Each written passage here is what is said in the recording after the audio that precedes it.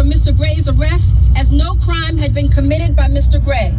Accordingly, Lieutenant Rice, Officer Miller, and Officer Nero illegally arrested Mr. Gray. Upon arrival of the transport wagon driven by Officer Caesar Goodson, Lieutenant Rice, Officer Nero, and Officer Miller loaded Mr. Gray into the wagon, and at no point was he secured by a seatbelt while in the wagon, contrary to a BPD general order. Lieutenant Rice then directed BPD wagon to stop at Baker Street. At Baker Street, Lieutenant Rice, Officer Nero, and Officer Miller removed Mr. Gray from the wagon, placed flex cuffs on his wrists, placed leg shackles on his ankles, and completed required paperwork. Officer Miller, Officer Nero, and Lieutenant Rice then loaded Mr. Gray back into the wagon, placing him on his stomach, head first onto the floor of the wagon. Once again, Mr. Gray was not secured by a seatbelt in the wagon, contrary to a BPD general order. Lieutenant Rice then directed Officer Goodson to transport Mr. Gray to the central booking and intake facility. Following transport from Baker Street, Mr. Gray suffered a severe and critical neck injury as a result of being handcuffed, shackled by his feet, and unrestrained inside of the BPD wagon. From Baker Street, Officer Goodson proceeded to the vicinity of Mosher Street and Fremont Avenue, where he subsequently parked the wagon and proceeded to the back of the wagon in order to observe Mr. Gray. Despite stopping for the purpose of checking on Mr. Gray's condition, at no point did he seek nor did he render any medical assistance for Mr. Gray. Officer Goodson returned to his driver's seat and proceeded toward the central booking and intake facility with Mr. Gray still unsecured by a seatbelt, contrary to a BPD general order. Several blocks later, Officer Goodson called into dispatch that he needed to check on the status of his prisoner and requested additional units at Dolphin Street and Drew Hill Avenue. Officer William Porter arrived on the scene near Dolphin Street and Druid Hill Avenue. Both Officer Goodson and Officer Porter proceeded to the back of the wagon to check on the status of Mr. Gray's condition. Mr. Gray at that time requested help and indicated that he could not breathe. Officer Porter asked Mr. Gray if he needed a medic, at which time Mr. Gray indicated at least twice that he was in need of a medic. Officer Porter then physically assisted Mr. Gray from the floor of the van to the bench. However, despite Mr. Gray's appeal for a medic, both officers assessed Mr. Gray's condition, and at no point did either of them restrain Mr. Gray per BPD general order, nor did they render or request medical assistance. While discussing the transportation of Mr. Gray for medical attention, a request for additional units was made for an arrest at the 1600 West North Avenue. Officer Porter left the vicinity of Dolphin Street and Druid Hill Avenue to assist in the arrest of another prisoner at North Avenue. Despite Mr. Gray's obvious and recognized need for medical assistance, Officer Goodson, in a grossly negligent manner, chose to respond to the 1600 block of West North Avenue with Mr. Gray still unsecured by a seatbelt in the wagon without rendering to or summoning medical assistance for Mr. Gray. Officer Goodson arrived at North Avenue to transport the individual arrested at the location of North Avenue and Pennsylvania Avenue, at which time he was again met by Officer Nero, Miller, Porter, and Lieutenant Rice. Once the wagon arrived, Officer Goodson walked to the back of the wagon and again opened the doors to the wagon to make observations of Mr. Gray. Sergeant Alicia White, Officer Porter, and Officer Goodson observed Mr. Gray unresponsive on the floor of the wagon. Sergeant White, who was responsible for investigating 2 citizen complaints pertaining to Mr. Gray's illegal arrest, spoke to the back of Mr. Gray's head. When he did not respond, she did nothing further, despite the fact that she was advised that he needed a medic. She made no effort to look or assess or determine his condition. Despite Mr. Gray's seriously deteriorating medical condition, no medical assistance was rendered or summoned for Mr. Gray at that time by any officer.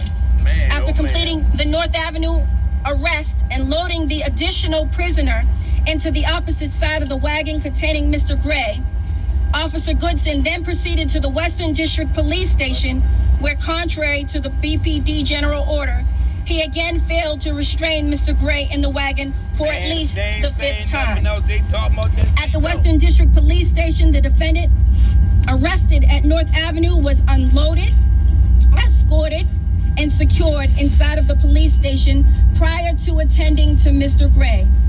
By the time Officer Zachary Novak, Sergeant White, and an unknown officer attempted to remove Mr. Gray from the wagon, Mr. Gray was no longer breathing at all. A medic was finally called to the scene, where upon arrival, the medic determined that Mr. Gray was now in cardiac arrest and was critically and severely injured. Mr. Gray was rushed to the University of Maryland Shock Trauma, where he underwent surgery. On April 19, 2015, Mr. Gray succumbed to his injuries and was pronounced dead. The manner of death, deemed a homicide by the Maryland State Medical Examiner, is believed to be the result of a fatal injury that occurred while Mr. Gray was unrestrained by his seatbelt in the custody of the Baltimore Police Department wagon. All events occurred in Baltimore City, state of Maryland. While each of these officers are presumed innocent until proven guilty, we have brought the following charges. Officer Caesar Goodson is being charged with second-degree depraved heart murder, involuntary manslaughter, second-degree negligent assault, manslaughter by vehicle by means of gross negligence, manslaughter by vehicle by means of criminal negligence, misconduct in office for failure to secure a prisoner, failure to render aid. Officer William Porter is being charged with involuntary manslaughter, assault in the second degree, misconduct in office. Lieutenant Brian Rice is being charged with involuntary manslaughter, assault in the second degree, assault in the second degree, misconduct in office, false imprisonment. Officer Edward Nero is being charged with assault in the second degree, intentional, assault in the second degree, negligent, misconduct in office, false imprisonment. Officer Garrett Miller is being charged with intentional assault in the second degree, assault in the second degree, negligent, misconduct in office, and false imprisonment. Sergeant Alicia White is being charged with manslaughter, involuntary manslaughter, second degree assault, misconduct in office. While I am committed to transparency, what I have revealed here today is now a matter of public record. However, the evidence that we have collected and continue to collect cannot ethically be released to the public. And I strongly condemn anyone in law enforcement with access to trial evidence who has leaked information prior to the resolution of this case. You are only damaging our ability to conduct a fair and impartial process for all parties involved. I hope that as we move forward with this case, everyone will respect due process and refrain from doing anything that will jeopardize our ability to seek justice.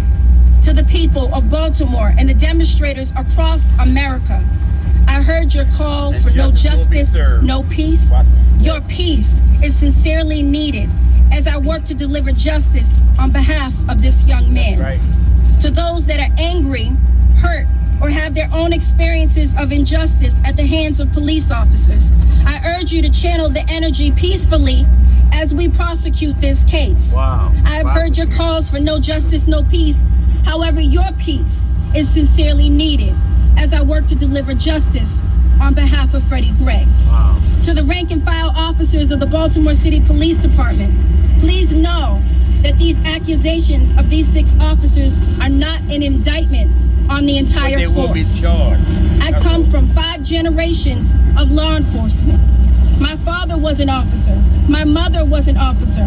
Several of my aunts and uncles. My recently departed and beloved grandfather was one of the founding members of the first Black police organization in Massachusetts. I can tell you that the actions of these officers will not and should not in any way damage the important working relationships between police and prosecutors as we continue to fight together to reduce crime in Baltimore. Thank you for your courage, commitment, and sacrifice for the betterment of our communities. Lastly, I'd like to thank my team for working around the clock since the day that we learned of this tragic incident. We have conducted a thorough and independent investigation of this case. This independent investigation was led by my Deputy State's Attorney, Janice Bledsoe and Michael Schatzow. My investigators, Wayne Williams, Avon Mackel, and the hardworking investigative team that were here and still are very much committed to pursuing justice. I would also like to thank the Baltimore City Police Department, particularly Major Branford of the Homicide Unit and Rodney Hill of the Internal Affairs Division for providing us with a hard copy of their investigative materials yesterday, information that we already had. And lastly, I would like to thank Baltimore City Sheriff Department in assisting us with this investigation as an independent law enforcement agency with police powers. To the governor of this great state of Maryland, thank you for expediting the autopsy report, which enabled us to do our job. Last but certainly not least, to the youth of this city, I will seek justice on your behalf. This is a moment. This is your moment. Let's ensure that we have peaceful and productive rallies that will develop structural and systemic changes for generations to come. You're at the forefront of this cause. And as young people, our time is now. Yeah, they downtown. I'm going to take a few questions. If she didn't say it 100 times, Ashley, go ahead. Thank you. How much of the police investigation that was delivered to you yesterday factored into your decision to go forward with these charges, and how much of it was strictly your independent state's attorney investigation? What I can tell you is that we've been working with the police department from day one. That's why they charged the lady. From day When one, the I lady also said sent something my to the own man, investigators and to he the turned scene. back. So we've been leveraging and we've She been went on by her being business and briefed left. on what's been Not going only on that, with the police department. she- So what Moses we said received that from the police Caesar, department instead of yesterday, taking we the man to already the hospital, had. what I he can do? tell you that we He went and picked up independently somebody verified else. those facts and everything that we've received from the police you know department. what? So it's a culmination justice, of the and it should be independent served. investigation that we conducted, And they as got well as the information that we manslaughter. received from the police I think the department. officers They haven't been indicted, were but they going to get Well, prosecuted. you just Right. listening They going to jail. the state's attorney, Marilyn Mosby, and of Indicted course means you they heard bringing the charges charges that against are going to you. be brought against some But of they those still supposed to go to officers, jail she and go said through the fingerprints on Yeah, they until going to go through all that. it's Once they completed, indict them, that's what's going to there happen. won't be any more said about it. All right, it's the Coach Show on All right. B-Boys 92Q.